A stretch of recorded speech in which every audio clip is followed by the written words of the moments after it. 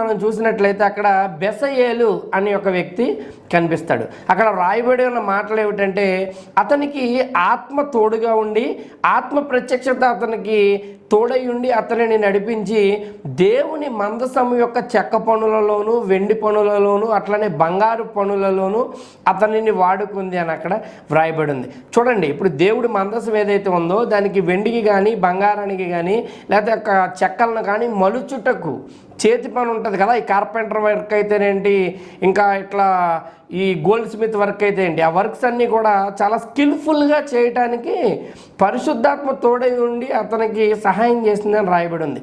ఇది చాలా అద్భుతమైన విషయం అండి. నేటికి కూడా మనం ఆలోచన చేసినట్లయితే ఇప్పుడు స్టూడెంట్స్ ఎవరైతే ఉన్నారో చదువులో వెనకబడి ఉంటారు. కానీ నువ్వు ఎప్పుడైతే దేవుడి యొక్క ఆత్మ సహాయాన్ని పొందుతావో, పరిశుద్ధాత్మ ఈ బైబిల్లో చెప్పబడిన బలమైన ఘనమైన కార్యాలే కాక చిన్న చిన్న పనులను